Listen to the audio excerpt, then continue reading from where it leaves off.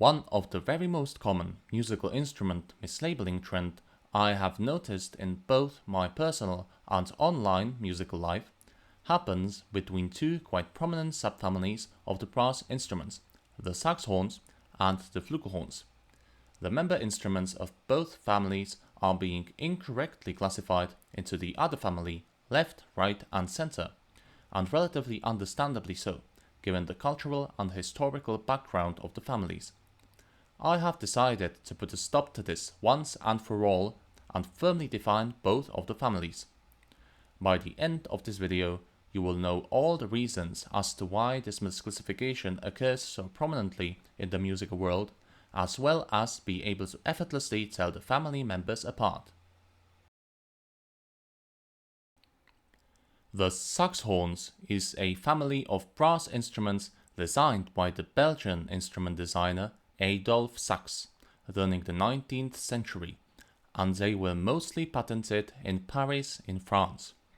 Their distinguishing features include top-action piston valves of the Pyrenees design, semi-cylindrical tubing, and a bell facing to the upper right of the player's face.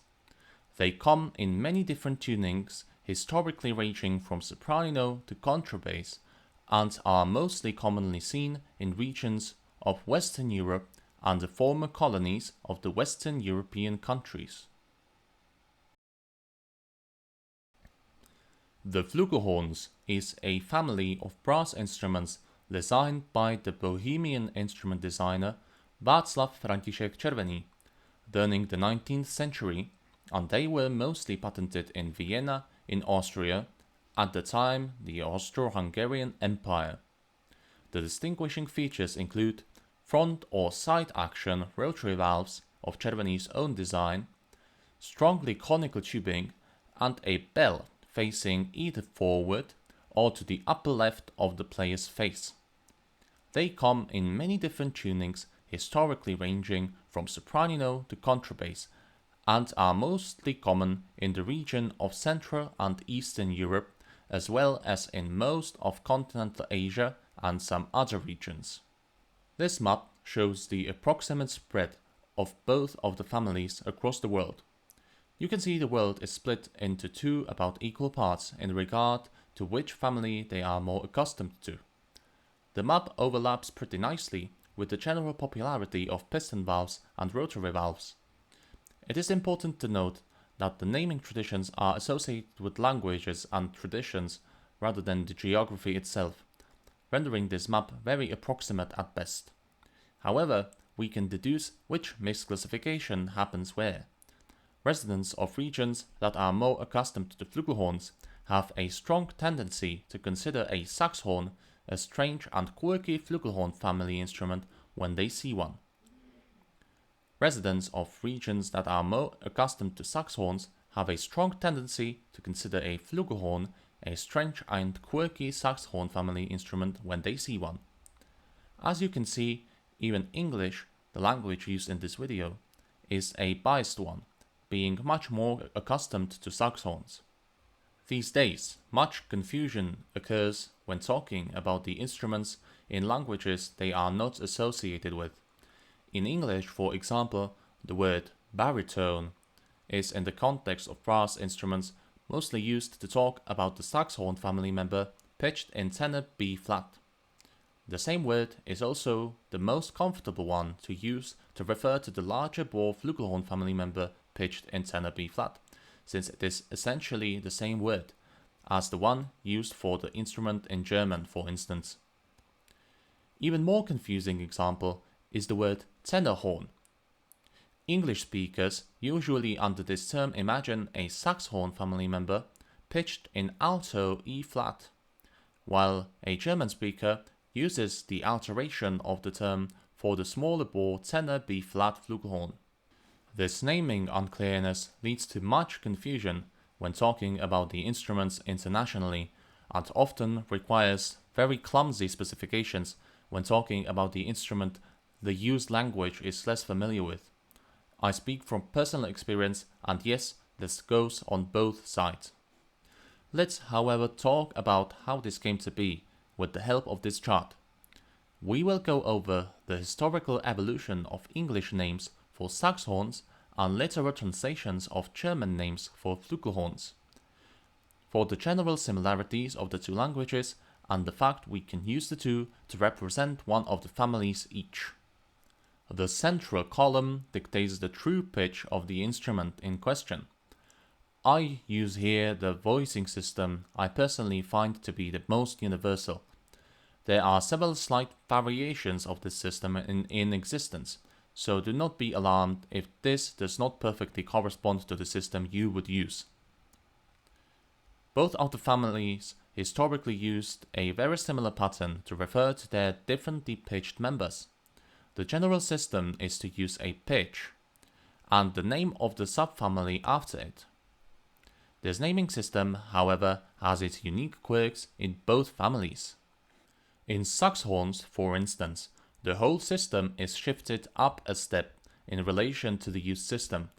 Therefore, for instance, soprano Saxhorn refers to the soprano instrument. In Flugelhorns, the naming mostly corresponds with the established system, except for the few lowest instruments. Due to there being two different tenor-pitched flugelhorn instruments, this naming system is somewhat smooshed at that place, and for the lowest members of the subfamily gets shifted, similarly as for the Saxhorns.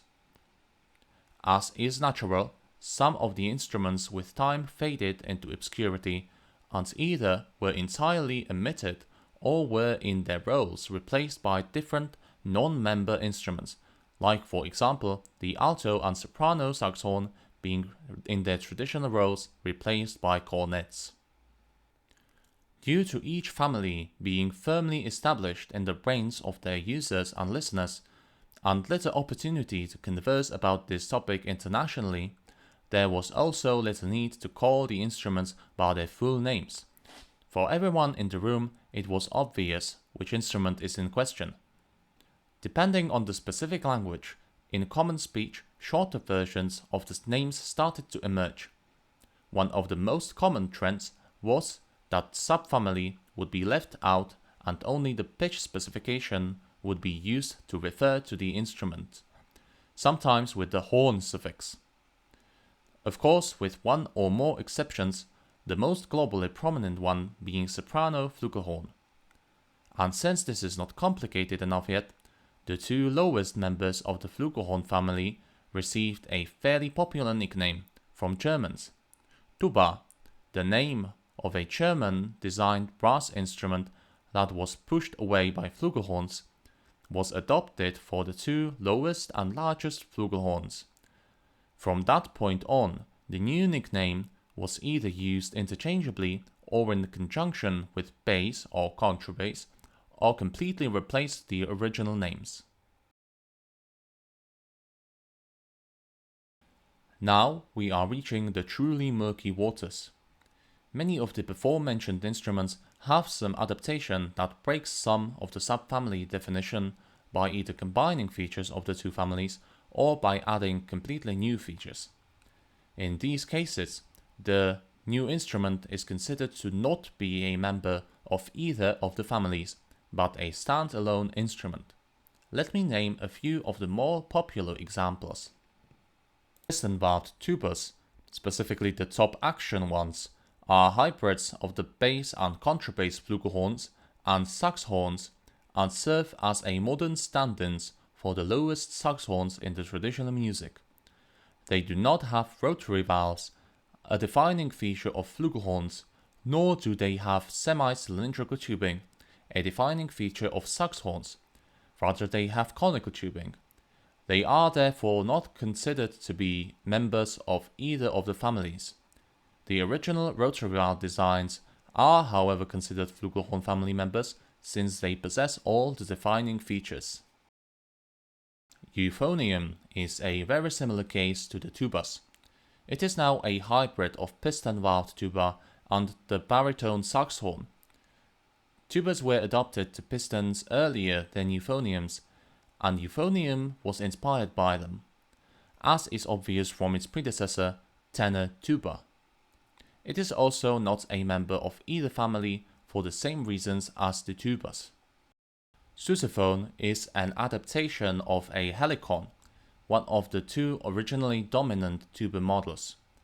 Helicon is considered a flugelhorn family member since it has all the defining features of the family.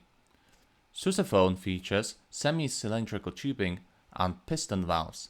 However, due to its shape and belt placement, it cannot be considered a Saxhorn.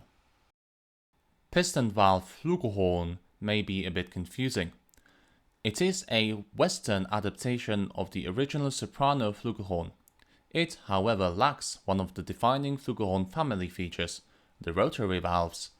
Therefore, it cannot be considered a flugelhorn family member, despite itself being called a flugelhorn, and must be considered a standalone instrument.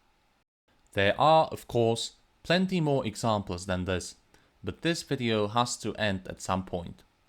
I encourage you to find and identify these examples on your own. I believe and sincerely hope I helped to shed some light on the problematics of Saxhorns and Flugelhorns, and that you have found this video both informative and entertaining. Please consider leaving a like, sharing the video, or subscribing to my channel. The more people watch and like my videos, the more motivated I will be to release more of them. Thank you for watching.